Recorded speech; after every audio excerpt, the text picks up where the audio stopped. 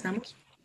Sí. Buenas noches a todos, a los que están del otro lado de la pantalla. Mi nombre es Jenner Huerta. Esta noche voy a ser el moderador de este seminario, el seminario denominado la Iniciativa Probatoria del Juez y el 10º Pleno Casatorio Civil, realizado en el marco de la Feria Internacional Jurídica Unidos Pasemos la Página y en coorganización entre la editorial y librería Yachay, junto al Grupo de Investigación en Derecho Procesal Crítico y Constitución GIDEPROC de la Pontificia Universidad Católica del Perú. Buenas noches a todos los que se han conectado, los que se están conectando, a los que nos siguen a través de la transmisión en vivo por YouTube también. Esta noche tenemos el gusto de presentar al expositor, que es el profesor Luis Alfaro Valverde. Él es profesor ordinario de la Pontificia Universidad Católica del Perú, máster por la Universidad Complutense de Madrid y doctorando por la Universidad de Girona. Es miembro del Grupo de Investigación en Derecho Procesal Crítico y Constitución, GIDEPROC.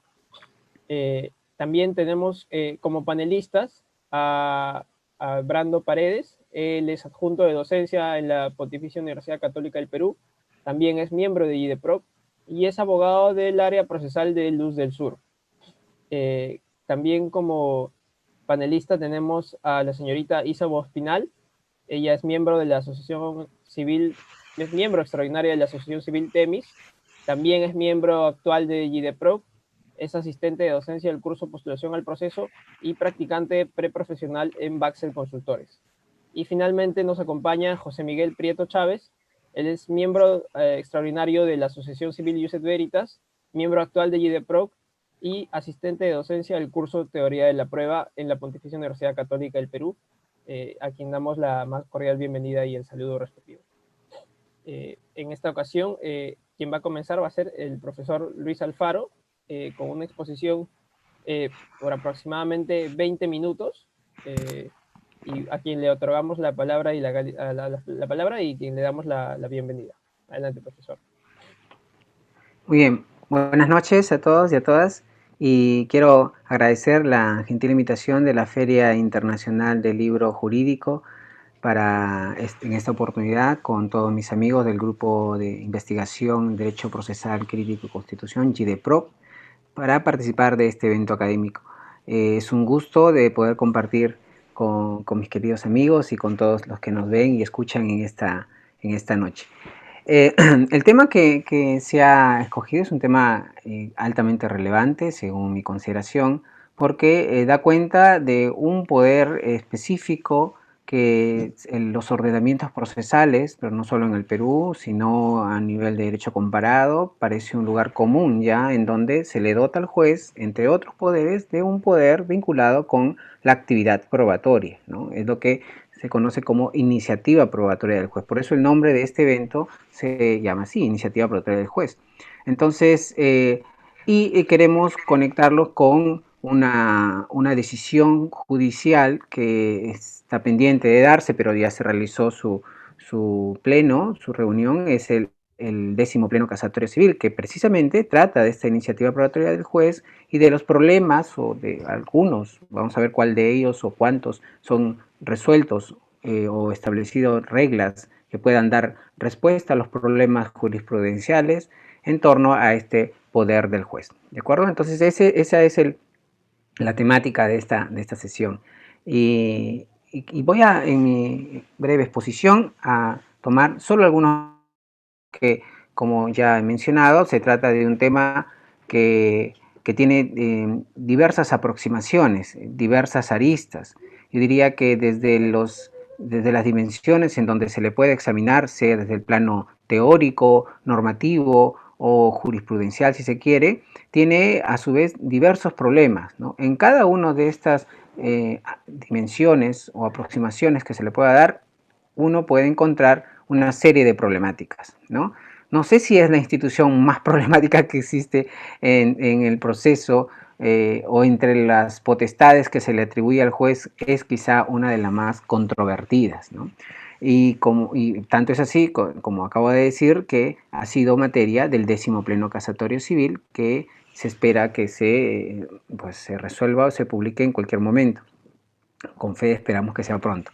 Entonces, pero los puntos, por tanto, que voy a abordar son los que en mi consideración pueden ser quizás lo más importante, ¿no? Primero, voy a explicar qué es, de qué trata, a qué nos referimos cuando hablamos de iniciativa probatoria del juez, ¿no? Porque el aspecto conceptual de una institución, de una categoría es importante porque es a partir de ahí en que se pueden trabajar diversas aristas, diversos aspectos, pero también el aspecto conceptual nos permite al juzgador también aplicar en los casos concretos, ¿no? Es decir, establecer los márgenes o los ámbitos hacia donde se extiende una categoría permite al operador de justicia trabajar con ello de una manera adecuada. Por tanto, el primer punto que voy a exponer es qué entendemos por iniciativa probatoria del juez o como comúnmente se le llama prueba de oficio también en nuestra legislación, ¿no? Segundo aspecto que quiero abordar es la justificación. ¿Por qué? ¿No? O sea, ¿por qué es necesario? ¿Es necesario en todo caso o no?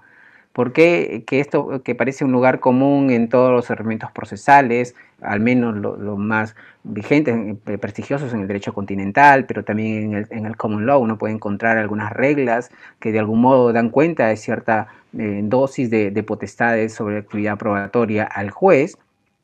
En fin, me parece relevante centrarnos en decirnos por qué, o sea, por qué es necesario, por qué el proceso necesita, o quizás no, ahora lo voy a comentar de esta potestad del juez. Y finalmente hablaré porque como el tiempo es corto, ya seguramente el moderador, como siempre, nos va a cortar el tiempo, cerraré mi ponencia con un poco del pleno casatorio civil, el 10º pleno casatorio civil, y cuáles son las expectativas que se espera de este 10º y al menos qué problemas podrían resolver, ¿no? Qué problemas de orden jurisprudencial, pero ahí hay una vinculación también con problemas de carácter teórico. Entonces, esa es la estructura de mi ponencia. Comienzo por decir a qué nos referimos cuando hablamos de iniciativa probatoria del juez. Esta es una categoría o una institución que tiene diversas denominaciones. El nomen juris que el legislador, por ejemplo, ha optado en el proceso civil, en el Código del 93, es pruebas de oficio.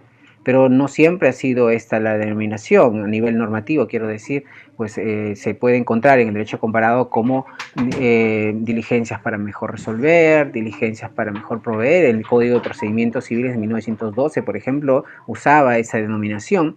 Pero según mi consideración, la denominación, el nomen juris, de cómo se le identifica a esta institución puede ser importante en el modo de comprender a esta potestad, ¿de acuerdo? También hago la precisión que se trata de uno de los poderes de tipo probatorios, porque en realidad existen otros. Eso pocas veces se cae en la cuenta, ¿no? Pero en el reconocimiento de potestades de carácter probatorio, porque tiene el juez una serie de potestades en torno a la cuestión jurídica, como el nubit curia, en cuanto a la nulidad de oficio, etcétera, pero a mí me interesa centrarme entre todas las potestades de carácter probatorio que tiene, como es la potestad de admisibilidad de la prueba, potestad de participar en la actividad probatoria en las audiencias, por ejemplo, cuando se puede interrogar al testigo, o en fin, lo que a mí me interesa rescatar o centrarme en conceptuar es la potestad en virtud del cual el juez de oficio, ahí quizás reconozco su denominación de prueba de oficio, pero lo que en realidad de oficio tiene es la iniciativa nada más, es una iniciativa, ¿no? Me parece importante, esto alguna vez lo he comentado, pero creo que debe en eventuales reformas considerarse con mucha atención esta denominación de prueba de oficio, porque aunque esto parezca una obviedad, en la práctica judicial esta nomen juris sigue generando un entendimiento de que se trata de un poder exclusiva y excluyente del juez, excluyente respecto de las partes, ¿no? Cuando esto en realidad no es así, ¿no? Por tanto, como sugiero en un libro que publiqué, la denominación más adecuada, según mi modesta consideración, sería una iniciativa probatoria del juez, o una iniciativa probatoria ex oficio, si se quiere, porque lo que se reconoce al juez, en el marco de un Estado constitucional, es cierta iniciativa, cierta propuesta, cierta, si se quiere, sugerencia, desde que nace a partir del juez ciertamente, pero que no lo hace de manera unilateral, excluyente a las partes, sino que se realiza de manera participativa con las partes, ¿no? Entonces, sugiero, por tanto, que mejor sería denominarle iniciativa propia del juez que poder de oficio, que, como repito, puede generar una incorrecta apreciación de este poder al considerarlo que simple y llanamente es un poder del juez en la que las partes no participarían sino para cumplir lo decidido por el juez, ¿de acuerdo? Entonces, voy precisando el concepto. Por tanto, se trata ciertamente de una iniciativa, pero que en rigor sería un poder de tipo probatorio, un poder probatorio, una atribución probatoria que tiene el juez, en virtud del cual plantea la posibilidad de una insuficiencia probatoria y con participación de las partes puede determinar si incorpora o no un nuevo elemento de prueba. ¿Okay? Este sería la llamada prueba de oficio así. ¿Okay? Quiero cerrar esta primera parte mencionando que en el derecho comparado hay ciertas variantes, ¿no? En cuanto a los grados. Esto varía en cuanto a los grados de reconocimiento, ¿no? Por ejemplo, en España la ley de enjuiciamiento civil habla de diligencias finales, que si bien en la doctrina española esta es en la doctrina minoritaria entendida como un tipo de poder probatorio ex oficio, pero uno encuentra ahí claramente las posibilidades de participación del juez antes de decidir respecto de la posibilidad de incorporar un elemento de prueba. ¿Okay? Y esto pasa también incluso en las reglas federales sobre temas probatorios, en el derecho norteamericano, en donde uno encuentra las posibilidades de que el juez pueda también realizar ciertas actuaciones que se parecen a una iniciativa probatoria del juez. Por tanto, como pueden apreciar, el concepto de iniciativa probatoria del juez es importante porque a partir de ahí uno va dándose cuenta que no es un poder excluyente a la participación de las partes. ¿Okay? Las partes no están excluidas del ejercicio de este poder del juez. Insisto con este dato, en un Estado constitucional en la que se le reconoce al juez esta potestad, se justifica en el hecho de que únicamente se realiza con la participación del juez. En el proyecto de reforma, solo por mencionar, se dice, por ejemplo, que cuando se habla de la propuesta de regulación del contradictorio en el artículo 7º del título preliminar, se dice expresamente, ¿no?, que el contradictorio supone la participación previa de las partes en cualquier decisión del juez, incluyendo aquellas actividades del juez de carácter de oficio. Y efectivamente, un Estado constitucional acepta, resiste, permite que al juez se le dote esa potestad siempre y cuando, ahí está la conditio sine qua non, las partes tengan participación, si no, esto claramente roza con un acto que puede ser visto como una decisión sorpresa, ¿no? Que en un Estado constitucional esto no se puede aceptar o permitir, ¿no? Paso al segundo punto, la justificación. ¿Por qué? ¿Por qué es importante? ¿Por qué es necesario? ¿Por qué parece ser un lugar común que los ordenamientos procesales reconozcan esta potestad al juez? Más allá de lo que pueda discutirse, ciertamente no hay tiempo ahora para discutir en la doctrina las diversas posiciones en favor y en contra, que cada cierto tiempo comienzan digamos, a plantearse en el discurso, y esto ha sido un discurso, un debate histórico en realidad, si conviene o no que el juez tenga ciertas potestades con estas características, pero lo cierto es que la mayoría de ordenamientos les reconoce, ¿no? Por eso más de un teórico en la actualidad, el profesor Jean Picot-Genoy, pero otros también, consideran que el verdadero problema de las pruebas de oficios es el problema de sus límites, ¿no? ¿Cuáles son esos criterios de aplicación? ¿Cómo trabajar en base a lo que ya está regulado? Igual siempre se puede discutir en el plano teórico si es conveniente o no, desde un discurso prescriptivo, quizás alguien diría, pero me parece que podría no ser conveniente, y de hecho hay teóricos en el derecho comparado que consideran que efectivamente no conviene que se regule o que se le asigne normativamente esta potestad del juez, ¿okay? Y hay quienes consideran que sí, ¿okay? Ahora, hay diversas formas de justificar, ¿no? uno podría considerar que esta forma de entender el proceso como un sistema privatístico, publicístico, dispositivo, inquisitorial, etc. Hay una obra del profesor Emirhan Damashka sobre las caras de la justicia, en donde da una pauta importante de que esta forma de aproximación del proceso, de los fines del proceso, pero de la potestad del juez también, en esta conexión que hago, dan cuenta que esto es una forma equivocada de comprender los poderes del juez. No es exacto, cierto, preciso decir que, porque esto uno lo ve en la literatura nacional también, pero no solo nacional, ¿eh? Uno revisa la literatura comparada de carácter procesal y uno dice, las pruebas de oficio se aceptan y se incorporan en un sistema que está pensado de naturaleza publicística, ¿no? Inquisitorial, etc. Incluso se apela a lenguajes de carácter, me parece, peyorativo respecto de lo que se entiende o por qué un sistema acepta una potestad de este tipo. ¿De acuerdo? Entonces, me remito a la obra de Damascá, en donde considera que efectivamente esta manera de aproximarse a las pruebas de oficio, pero a los fines del proceso, es una manera equivocada porque no permite plantear bien el tema, ¿no? Decir que el proceso tiende a buscar la verdad, ¿no? Es una digamos, orientación noble, una orientación aceptable, indistintamente de los problemas o impedimentos que esto pueda suponer.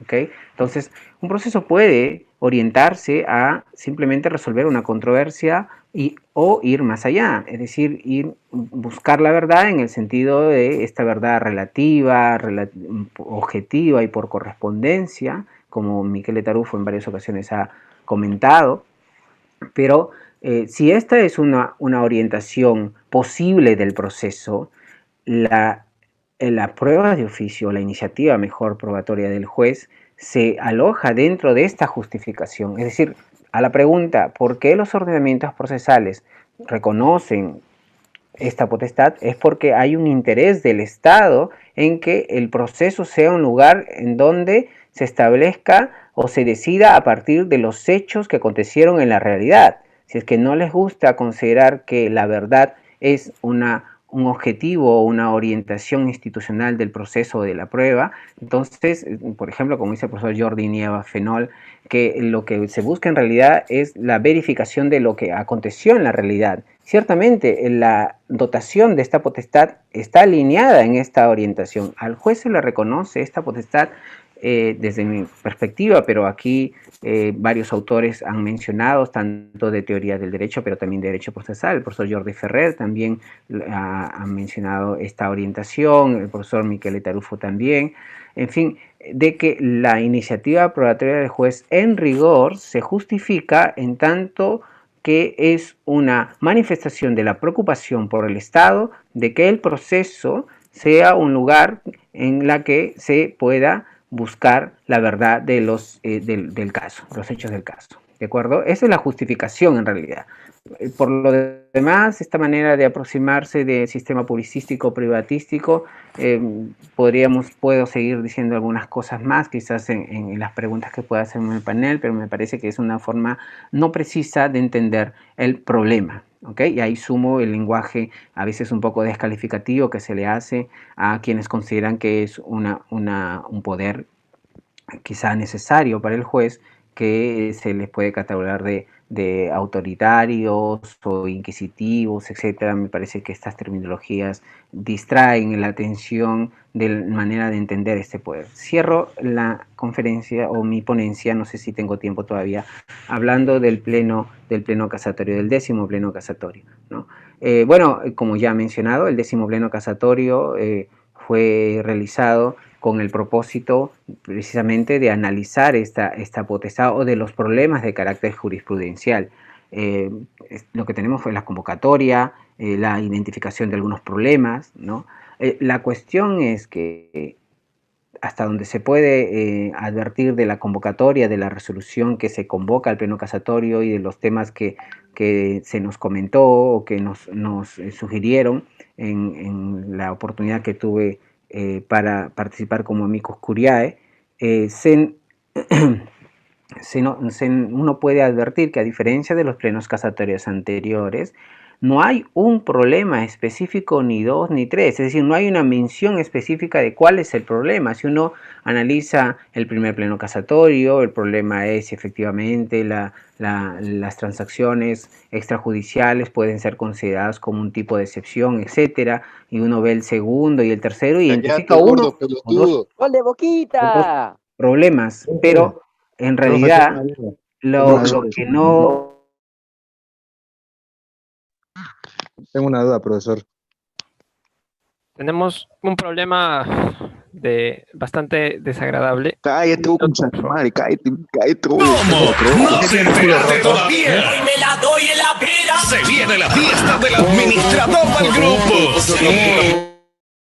Mil putas del administrador del grupo se va a mandar una joda de la concha de su madre. Bien pedo me quedo. Vamos a tirar la bañera por la ventana. Tenemos para escabiar hasta los jarabes del abuelo. No te quedes afuera, pedazo de gobernador.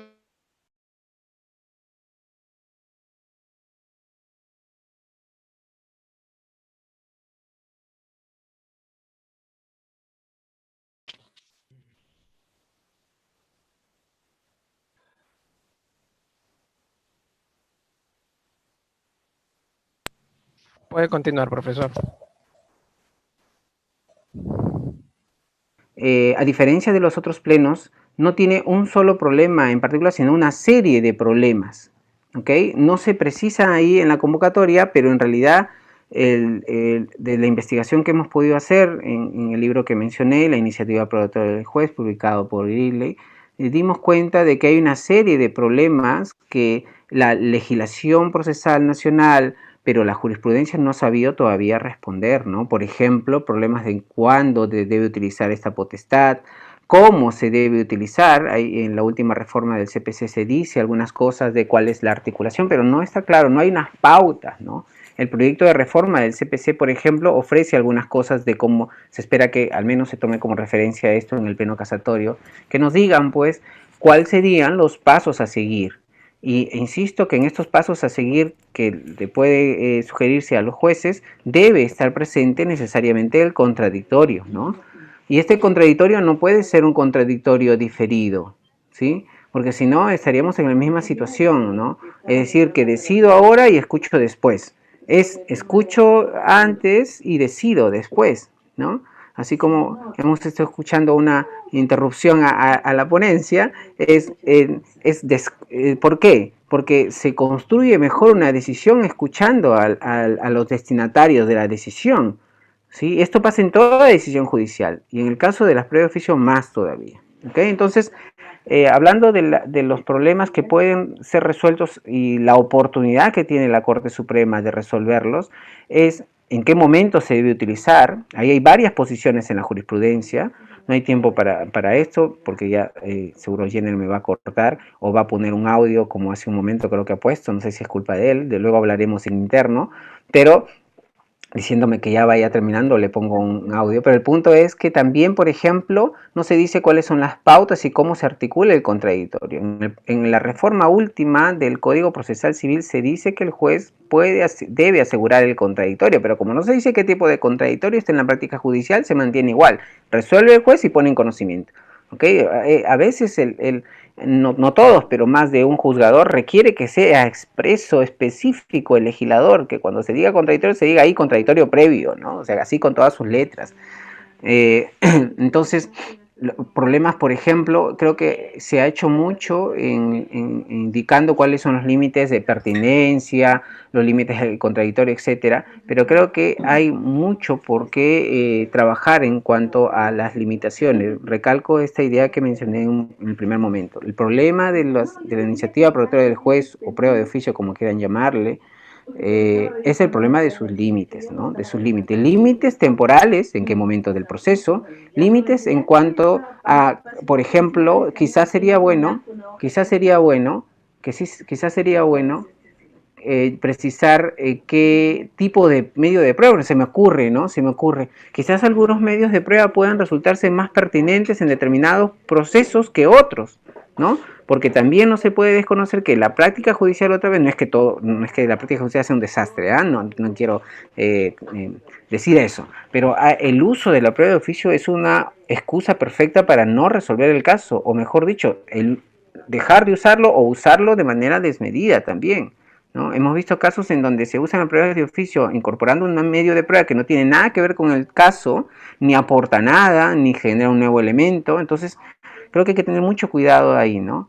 Entonces, pues esperamos bastante del 10º pleno casatorio, quienes estamos interesados en este tema importante, que es del día a día, que es una práctica constante, ¿no? A veces uno encuentra este ejercicio de esta prueba de oficio, incluso liminarmente, ¿no? Al calificar la demanda, a veces, de manera de repente no manifiesta, se dice, pues, cumpla con subsanar la demanda presentando determinados medios de prueba, ¿no? Y esto yo lo he dicho en varias cortes de justicia cuando me han invitado y luego ya no me invitan por decir esto, pero en realidad más de un juez liminarmente en calificación requiere medios de prueba y esto no es otra cosa que el ejercicio de las pruebas de oficio liminarmente, pero eso está bien, conviene que se haga liminarmente. ¿Cuál es el momento adecuado para hacerlo? En fin, hay varias preguntas que creo que la Corte Suprema en este 10º pleno casatorio debe intentar resolver. Por lo demás, quedo ahora a las preguntas o comentarios que puedan hacerme.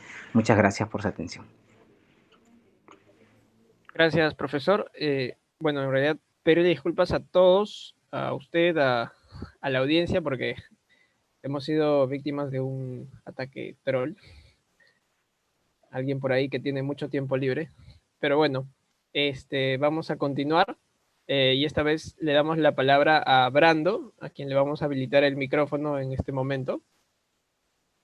¿Qué tal? Buenas noches. Buenas noches, profesor Alfaro. Buenas noches, Jenner. Buenas noches, Isao, José Miguel y todas las personas que nos están siguiendo en esta transmisión. Primero agradecer a Editorial Yachay por la invitación, por la gentil invitación y tomarnos en cuenta como grupo de investigación, un grupo de Derecho Procesal Crítico en Constitución y de PROC, que venimos realizando una actividad académica bastante fuerte en los últimos meses. Y bueno, reiterar el agradecimiento para tratar este importante tema, ¿no? Este importante y polémico tema, ¿no? Como decía el profesor Alfaro al inicio de su exposición, es un tema bastante debatible, bastante controversial, y no sé si por eso hasta ahora no ha salido el 10º pleno casatorio, no sé si será por eso, o de repente también por el tema de la pandemia, pero ya lleva buen tiempo, ¿no? Ya lleva buen tiempo sin existir un pronunciamiento como tal. Pero bueno, solamente precisar algunos conceptos antes de las preguntas que le quiero hacer al profesor Alfaro. Sabemos que el poder probatorio o la potestad del juez no se puede ejercer en cualquier momento, ¿no? Sabemos que esta potestad tiene que darse ante la falta de probanza de un hecho, ¿no? Y siempre tiene que derivarse de la fuente de prueba, ¿no? El juez no puede inventar cualquier medio probatorio y solicitar que se actúe, ¿no? Sino que siempre debe provenir de, digamos, de los autos, ¿no? Del expediente, en todo caso. Tiene que haber una mención expresa a ese medio probatorio para que el juez, ante la falta de certidumbre o ante la falta de probanza de los hechos, ordene, pues, que se actúe determinado medio probatorio, ¿no? Sabemos también que, como decía el profesor Alfaro, y lo menciona él en un libro que tiene bastante información y está muy bien documentado, es la iniciativa probatoria del juez, se señala que el carácter de la prueba o de la iniciativa probatoria tiene un carácter fuertemente epistémico, ¿verdad? Es un carácter que lo que busca es la verdad o arribar a la verdad de los hechos. En ese sentido, tiene un fundamento epistémico fuerte, ¿no? Ahora, aquí se pueden dar varios matices, ¿no? Y yo tendría un par de preguntas para el profesor Alfaro, ¿no? Sabemos que la primera pregunta sería si es que la prueba de oficio se podría dar en segunda instancia, ¿no? Esa es una de las preguntas que yo le quisiera hacer, si es que es posible que se actúe en primera instancia, sabiendo que hay límites de actuación de prueba en esa instancia, ¿no? Entonces, esa es la primera pregunta que le quería hacer, y si es que la respuesta es sí, ¿bajo qué condiciones?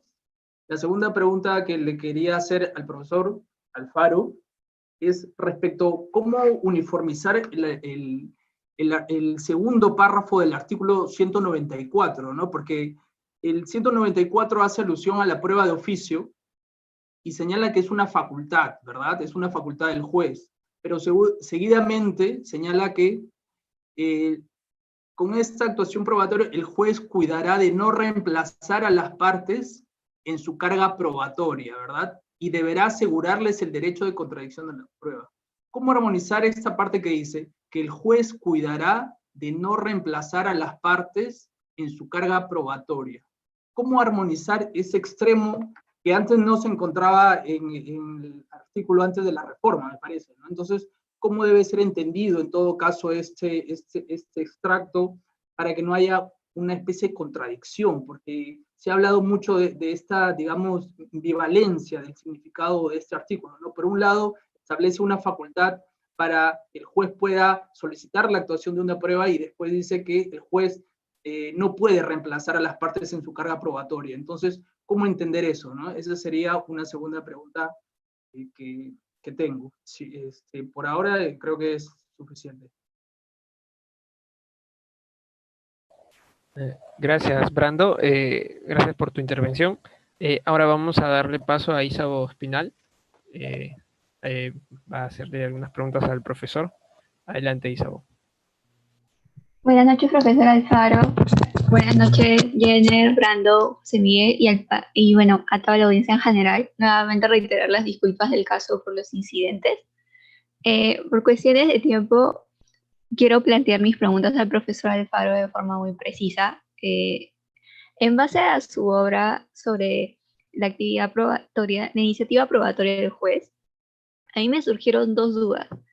La primera, referente a las críticas que hay a esta posición de que sí sea válida y sí está bien de que el juez tenga iniciativa probatoria, porque siempre se busca que el proceso sea resuelto de forma imparcial, y lo que se alega es que cuando el juez dicta este auto con la iniciativa probatoria, en cierta forma estaría dando un prejuzgamiento que podría vulnerar alguna de las garantías del proceso de las partes. Yo comparto su opinión en que sí es válida la iniciativa probatoria, pero me gustaría saber qué usted podría responder sobre la imparcialidad que se podría ver cuestionada en el proceso, y si es que los límites de la carga de la prueba no serían suficientes. Asimismo, hay otra cuestión que me llamó mucho la atención sobre su obra, y es lo referido a la inimpugnabilidad de estos autos de la iniciativa probatoria, porque inclusive se menciona que para que se dicta tiene que haber contradicción, es decir, las partes deben pronunciarse sobre la iniciativa probatoria del juez, y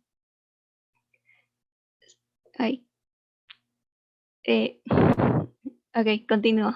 Tiene que haber contradicción y las partes tienen que tener, se tiene que corroborar la insuficiencia probatoria para que el juez resuelva en base a esto. Sin embargo, lo que resuelve el juez no es solamente su parecer, sino que tiene que dar según su obra, y coincido con usted, un auto motivado, una resolución motivada de forma racional. Pero, ¿por qué si se motiva no se puede impugnar? Esa es la cuestión que también me parece que usted la plantea, pero me gustaría que si la podría desarrollar un poquito más, porque creo que es importante. Y bueno, quedo atenta a su respuesta. Gracias, Isabo. Y bueno, finalmente pasamos a darle la palabra a José Miguel, también que formulará unas preguntas o dará su apreciación respecto a lo señalado por el profesor Alfaro. Ya. Buenas noches con todos. Primero decir que es un honor estar conversando con usted, profesor Alfaro, contigo, Brando, y contigo, Isabo, respecto a este tema tan importante. que es la iniciativa probatoria del juez. Por el tiempo, voy a referirme solo a dos aspectos controversiales relacionados con este poder que son bastante importantes. Uno es la compatibilidad de la iniciativa probatoria del juez con la carga de la prueba, que más o menos también ha señalado Brando, y en segundo lugar la compatibilidad de este poder con la imparcialidad. Bueno, comenzando por la carga de la prueba, creo que podría hablarse de la compatibilidad tanto a nivel teórico como a nivel normativo, hablando en concreto sobre nuestro Código Procesal Civil, ¿no? A nivel teórico existen algunos autores, cierta doctrina, como no sé, el profesor Montero Aroca, Alvarado Belloso, que sostienen que aparentemente existe algún tipo de incompatibilidad, en tanto ambos institutos se aplicarían ante el mismo supuesto, ¿no? Y esta sería la incertidumbre respecto de los hechos. En ese sentido, alguna doctrina ha creído ver que ante un mismo supuesto de hecho existen normas que han asignado consecuencias jurídicas distintas y por lo tanto hay una incompatibilidad, ¿no? Bueno, me atrevo a compartirle mi posición. Yo creo que eso en realidad no es tanto así, en la medida que, como usted muy bien lo ha expresado en su libro, la iniciativa probatoria del juez es un poder y es un poder discrecional. Y entonces, lógicamente, si es que este es un poder, el juez ante este va a poder, si considera que es necesario, va a poder incorporar el medio de prueba de acuerdo con los límites establecidos por la norma, y solo si es que este medio de prueba no esclarece los hechos que han ocasionado la incertidumbre, se va a poder aplicar la carga de la prueba como lo que es una regla de juicio. Entonces me parece que lógicamente el orden es primero, si es que se requiere, la prueba de oficio, y luego la carga de la prueba.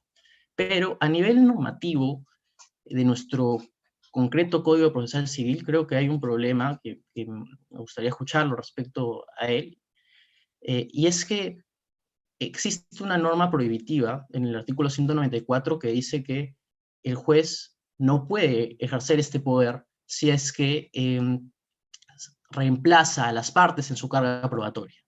Entonces yo creo que hay que preguntarse cuándo reemplaza a las partes en su carga probatoria.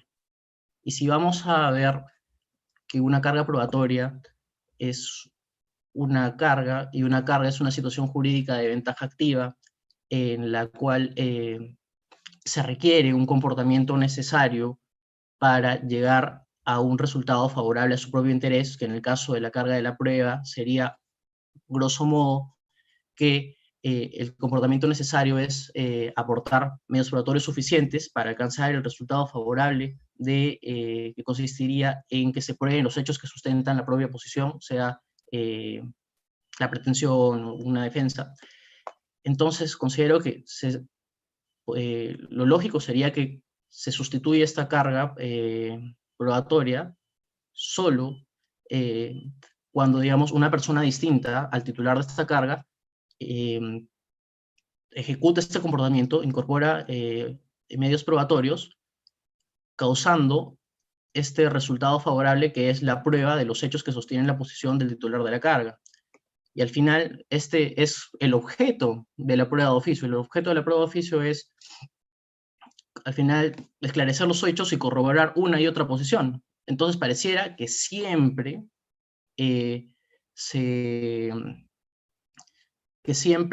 se sustituye a las partes en su carga probatoria. Creo que esta norma prohibitiva plantea un impasse que lógicamente al menos es muy fuerte de superar. Yo creo que quizás una alternativa viable sería considerar que esta carga probatoria a la que se está refiriendo es no la carga de la prueba subjetiva, sino quizás la carga de aportación. Quisiera saber qué considera usted al respecto. Bueno, eso era respecto de mi primer macropunto, que era referido a la carga de la prueba. Y el segundo punto que me gustaría discutir con usted es sobre la imparcialidad judicial y su compatibilidad con con este poder probatorio, porque, bueno, o sea, existe doctrina que considera que, bueno, la imparcialidad no solo consiste en que el juez carezca de cualquier interés subjetivo en, en las partes, en el objeto o el resultado del proceso, sino que también consideran que parte de la imparcialidad es lo que llaman impartialidad, que es básicamente que que el juez no puede ejercer las funciones o el roles de parte, y como consideran que probar es un rol de parte, dicen que cuando ejerce la iniciativa probatoria está incurriendo en imparcialidad, se vulnera la imparcialidad y por lo tanto este poder no debería existir, ¿no? Entonces yo quisiera saber en ese punto, principalmente si es que usted considera que esta imparcialidad es parte de la imparcialidad, y si lo es, si es que realmente probar es un acto exclusivo de las partes. Bueno, básicamente esos son los principales puntos en los que quería centrarme y dialogar con usted, y le agradezco mucho por la oportunidad. Muchas gracias, José Miguel. Muchas gracias a los panelistas por sus preguntas. Seguidamente el profesor Alfaro ha tomado nota seguramente de las interrogantes y va a proceder a responder las mismas. Adelante, profesor.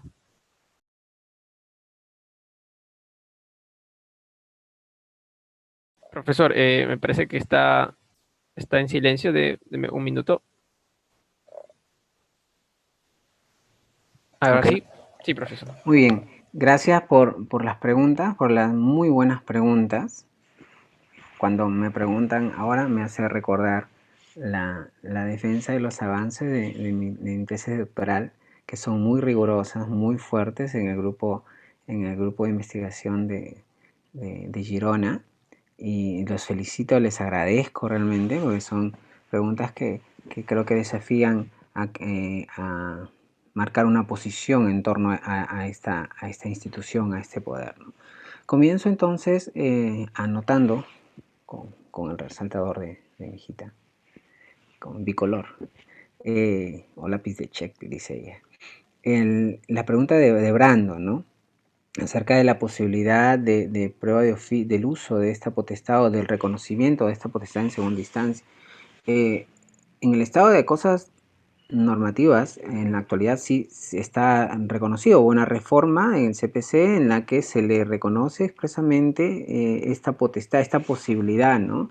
Y esto a partir de, bueno, de ver cómo iban dándose las cosas en el ejercicio de esta potestad, en virtud del cual los jueces de segundo grado o de revisión o los tribunales de apelación lo que hacían era declarar nulas las sentencias por la omisión de la prueba de oficio, ¿sí? Esta práctica de los tribunales de revisión generaba pues que una mayor dilación en realidad del proceso, ¿no? Esto que ya estaba vetado, seguramente mi querido amigo Jenner confirma esto en la nueva ley procesal del trabajo, en donde expresamente decía que no puede declararse nulo por la omisión de esto, pero en el contexto del proceso civil todavía estaba así.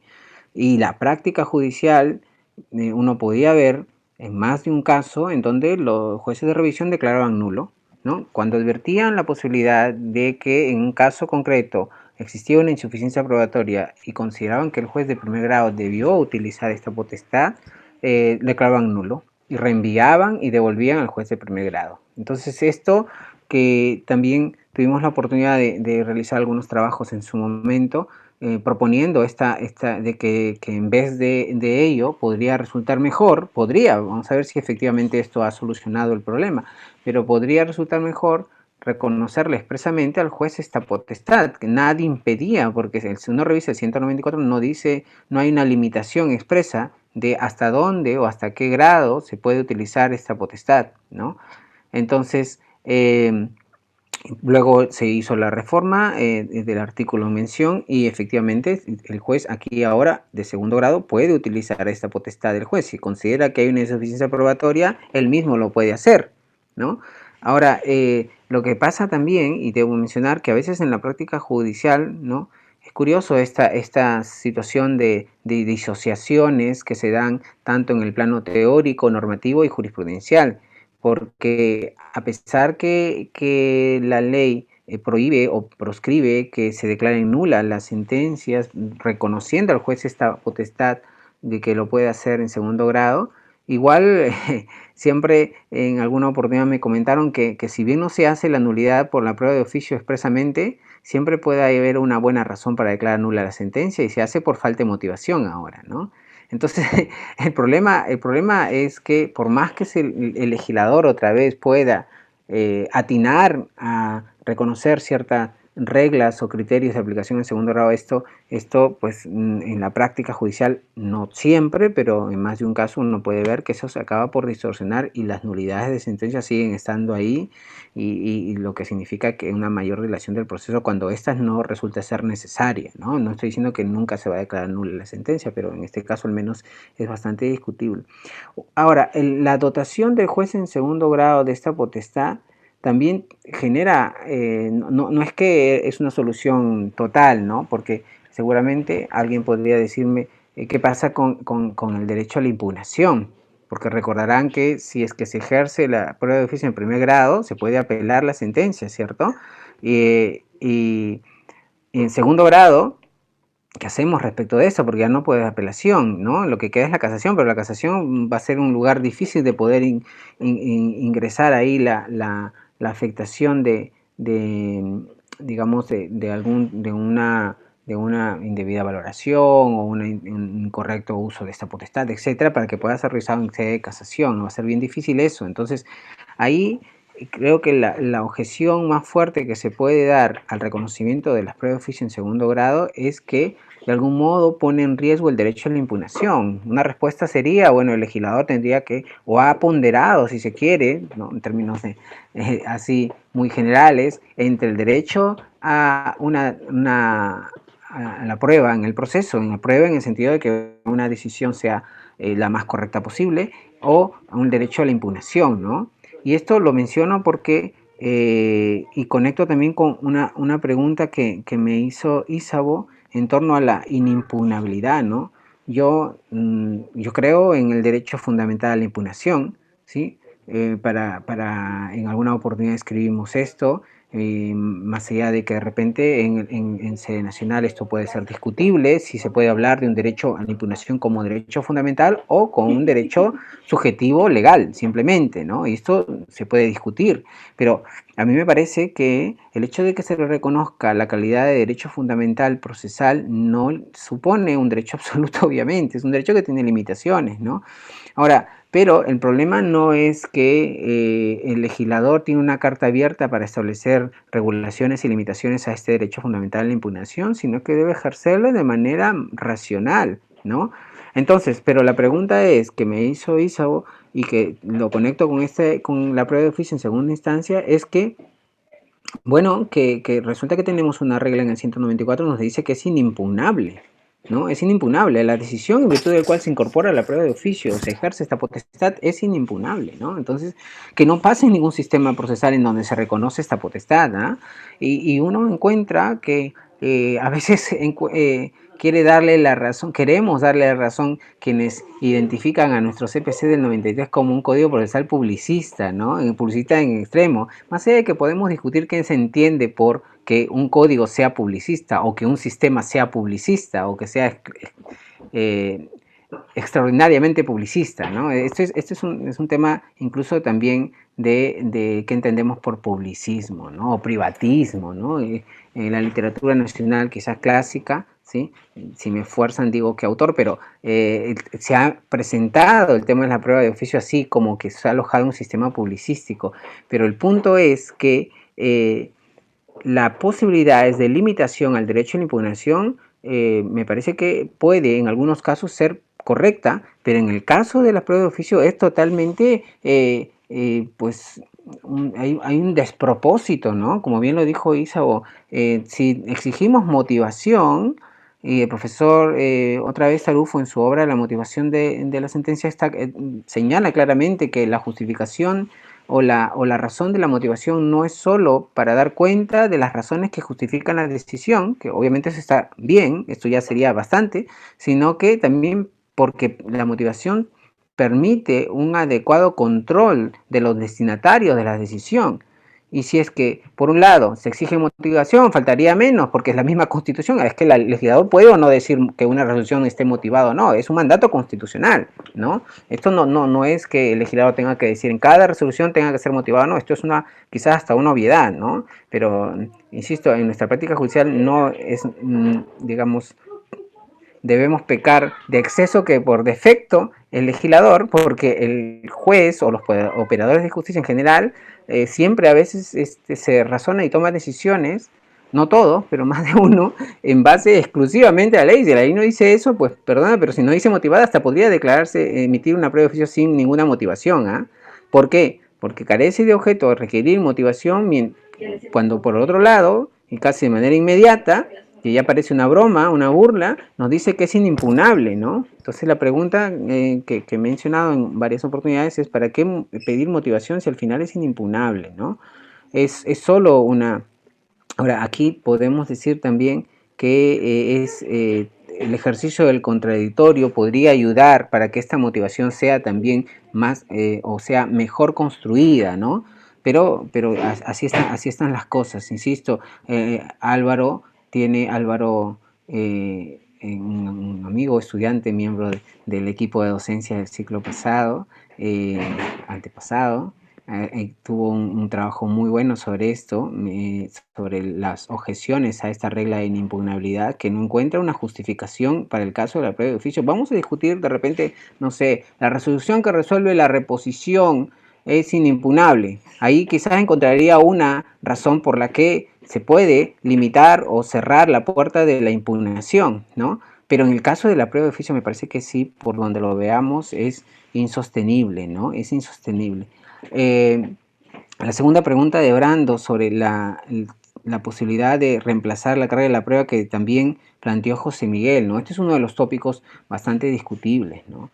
Ahora, y doy la razón a José Miguel cuando dice de que podemos enfrentar esta cuestión desde el punto de vista teórico y normativo, ¿no? Desde el punto de vista teórico, la respuesta parece sencilla, que simplemente lo ubicamos en un plano temporal, nada más, ¿no?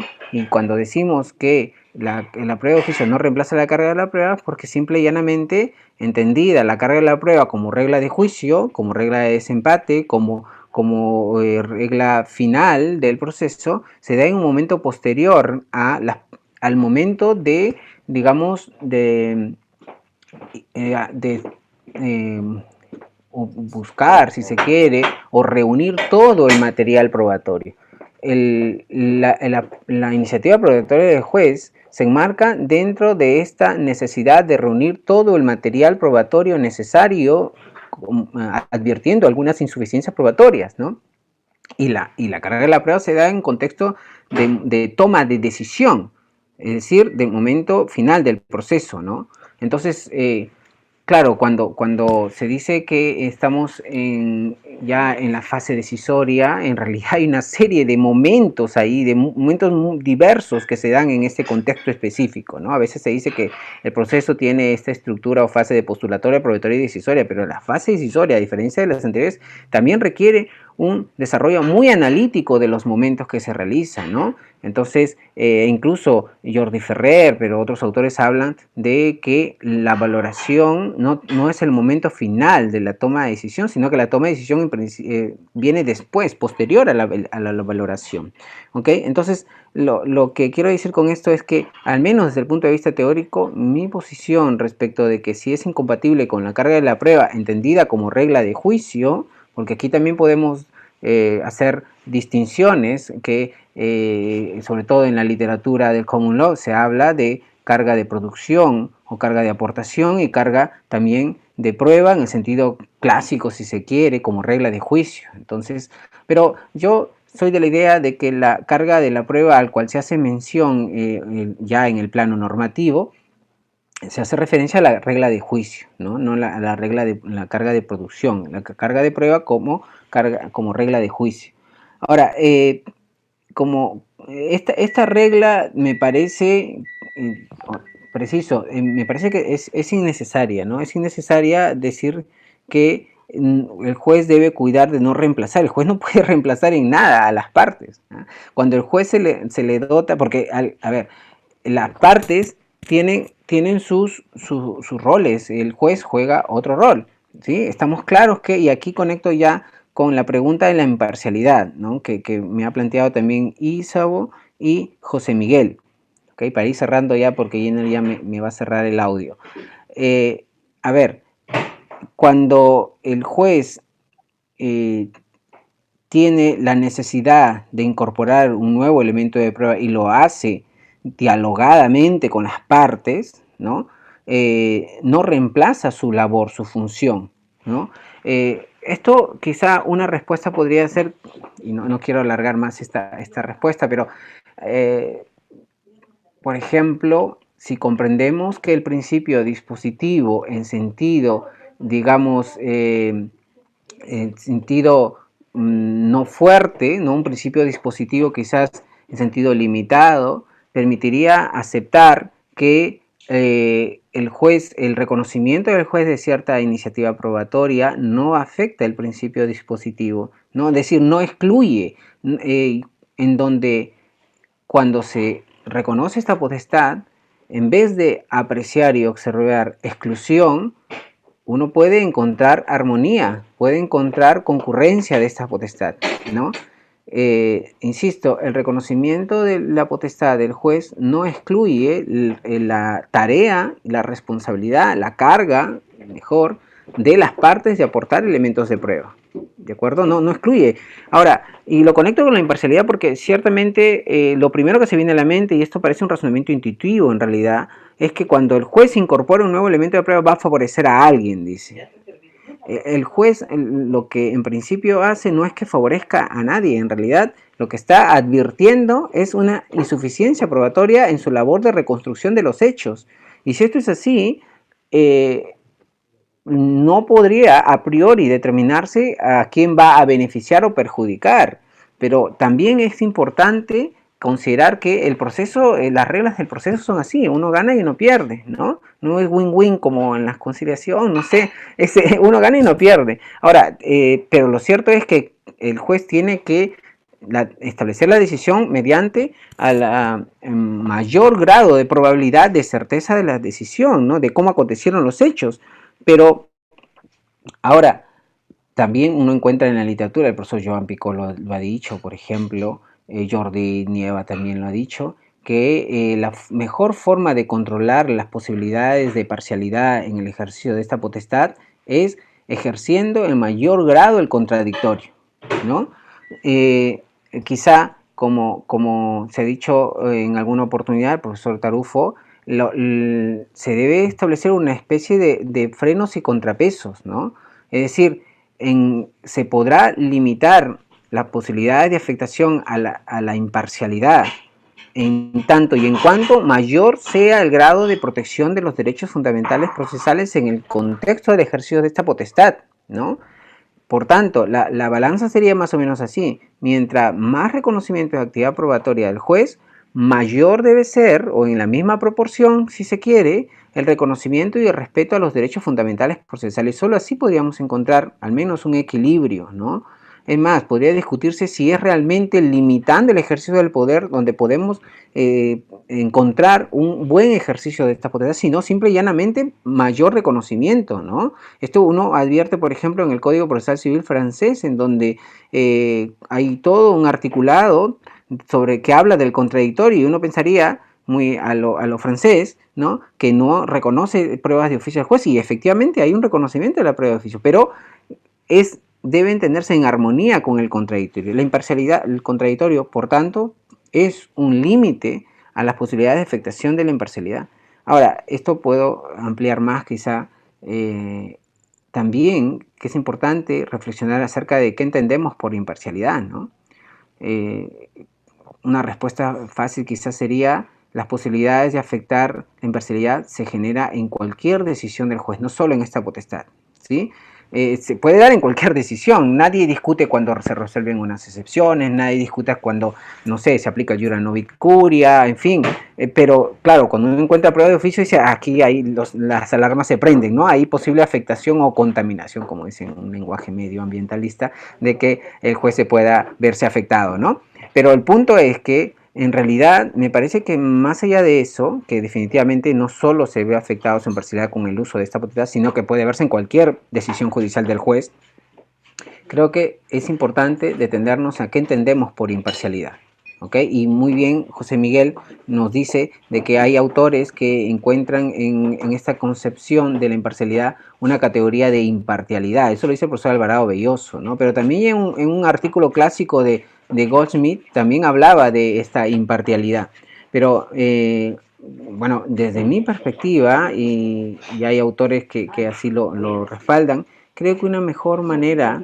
Miren, nótese aquí, no estoy diciendo que esta quizás no sea la más atinada, puedo discutir, pero desde mi posición considero que una mejor manera de entender a la imparcialidad es ubicándolo en contexto, aunque esto no suene muy jurídico, ¿no? Pero en el contexto de una aproximación psicológica de la imparcialidad, ¿ok? Creo que una comprensión de la imparcialidad desde el punto de vista psicológico en el sentido de que la imparcialidad supone la eliminación de sesgos de carácter cognitivo en la decisión judicial, ¿ok? La eliminación, bueno, vamos, el control de las posibilidades de sesgos en la toma de decisión no se puede eliminar, dicen los especialistas de la psicología conductual aplicado a la toma de decisiones judiciales, pero lo cierto es que yo pensaría, y de hecho no quiero spoilear mi tesis yo mismo, pero hay un capítulo en la que trabajo justamente la imparcialidad y poderes probatorios del juez, y puedo dar cuenta de que no todas las potestades probatorias y también la prueba de oficio puede suponer a priori y automáticamente un acto de afectación a la imparcialidad judicial. Insisto, dependerá qué aspectos específicos de la imparcialidad, como son desde la posición o de la dimensión psicológica, como dice el profesor Jordi Nieva Fenol en una obra en la que trabaja la imparcialidad desde esta aproximación, sería más preciso identificar qué sesgos cognitivos podrían afectar la imparcialidad en el contexto de la prueba de oficio. ¿Ok? Y cierro ya la respuesta porque ya seguramente me he repasado, pero el sesgo cognitivo que sí podría estar presente de manera muy manifiesta es el sesgo de confirmación, ¿no? Es lo que los especialistas llaman la heurística de anclaje y ajuste, ¿no? En esta idea de que existe la posibilidad de que el juez al considerar que hay una insuficiencia probatoria y al considerar que se requiere un nuevo elemento de prueba, esto le permite al juzgador, dicen los especialistas, de manera inconsciente, por eso se llama sesgo de confirmación, de que ese elemento de prueba podría considerarlo tan vital, tan determinante, y que haga que incluso descarte otros elementos de prueba y resuelva en base a ese nuevo elemento. Eso sí, creo que es ahí, sí podríamos encontrar un problema de afectación a la imparcialidad del juez. Pero esto no significa que no pueda ser controlada o pueda ser gestionada, como dicen los especialistas. Por tanto, yo no me atrevería a decir que de manera categórica que el ejercicio o el reconocimiento del juez de esta potestad automáticamente genera ya una afectación a la imparcialidad. No. Creo que una pregunta más analítica sería en qué extremo o en qué modo o de qué manera podría afectar la imparcialidad del juez, ¿no? Insisto, cada una de las potestades probatorias del juez, y dependerá del momento en que se utilice, puede afectar la imparcialidad ciertamente. Quiero cerrar con esto. Hay quienes encontramos en el contradictorio una relevancia jurídica procesal. Es un mecanismo de articulación, es un elemento de democratización del poder probatorio del juez, etc. Ok, pero también se le puede encontrar una justificación epistémica al contradictorio. la necesidad de participación de las partes en la decisión del juez de este tipo de prueba de oficio o de iniciativa por del juez, creo que juega un papel epistémico importantísimo al momento de la toma de decisión y de decidir si incorpora o no una prueba de oficio. El proyecto de reforma dice el juez puede o no, luego de escuchar a las partes, finalmente decidir o no incorporarlo. Lo que sí se puede hacer es tener la iniciativa, poner a conocimiento, miren, aquí hay una posibilidad de una insuficiencia probatoria, quiero escucharlo. Con su participación, luego de aportar elementos de prueba, otros quizá, el juez puede decidir y llegar a un punto de no utilizarla, ¿no? Bueno, no sigo más porque ya creo que me extendí mucho. Muchas gracias, muchas gracias. Gracias, profesor. De esta forma termina las exposiciones y sobre todo termina todo lo que es la parte académica del evento. Me parece que el profesor Luis Alfaro va a dar unas palabras finales de cierre, de agradecimiento. Ok, sí, bueno, como creo que hemos notado todos y que nos están escuchando, el tema de la llamada sí por el legislador pruebas de oficio, creo que es una institución que requiere una mayor interés e importancia por la academia, pero también por la Corte Suprema, ¿no? En este 10º pleno casatorio hay bastantes expectativas, bueno, quien le habla tiene bastantes expectativas de que la Corte Suprema, no sé si zanje o termine por resolver todos los problemas, pero al menos dé algunos lineamientos.